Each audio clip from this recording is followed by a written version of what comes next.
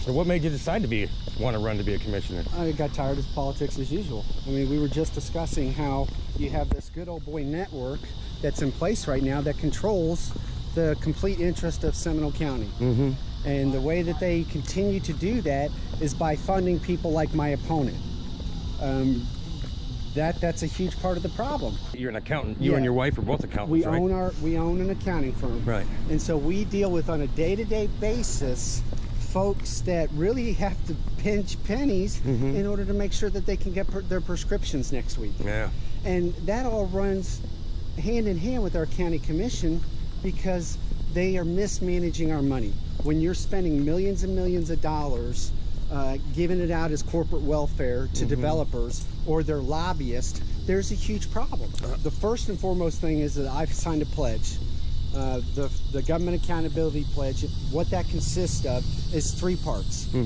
That I will not raise taxes. Right. Okay, I can justify that very easily, and it's been now every county commission candidate has now verified what I've been saying all along, that there's things in the budget that can be cut in order to keep taxes low.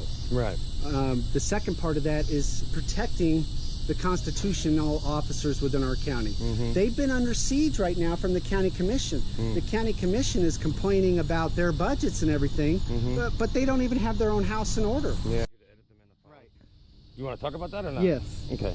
So John Horan, you said. So John Horan made a motion, and it got passed that what they did is filed the lawsuit against our clerk of court comptroller, Grant Malloy. Really? In order to take control over our funds that are invested.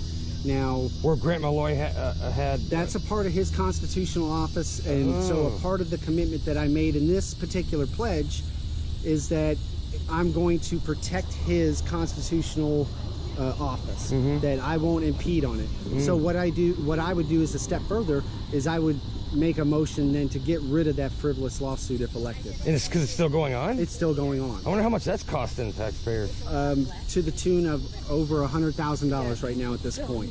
Wow. Unreal. You were making a lot of comments when it was your turn to talk.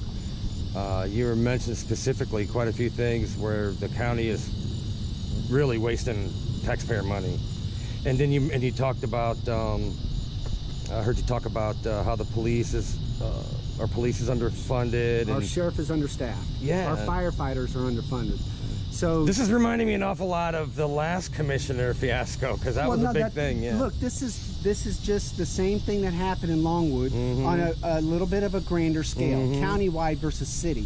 What you have is the insiders that are backing a candidate, the good old boy.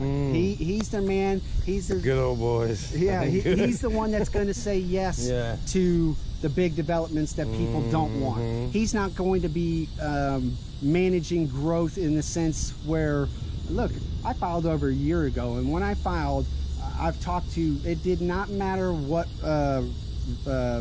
political affiliation you were. I went to many different type of events out in the public in order to meet with folks that would give me a true assessment of how they feel things are going within our county. Their biggest concern is the trust. They see what the county commissioners are doing with their constitutional officers. So the third piece of that is that I won't give away corporate welfare.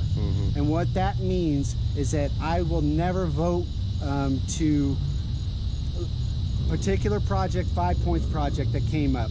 A developer came up and said, hey, a part of this CRA, we want 1.2 million. Well, you know, the county commission negotiated it down, but still ended up giving them $750,000 of our, $740,000 of our money. Wow. Okay. As an incentive to clean up a blighted area. Well, the problem with that is the demolition on the property had already been done, and then to even rub it in even worse, the concrete that was busted up, that was already there, is still there today. And they've already received 1 check of our money. They haven't received all the money yet. There's a lot of people live here. A lot of people pay taxes, and it's a lot of money. We just want it spent wisely. That's all, I think.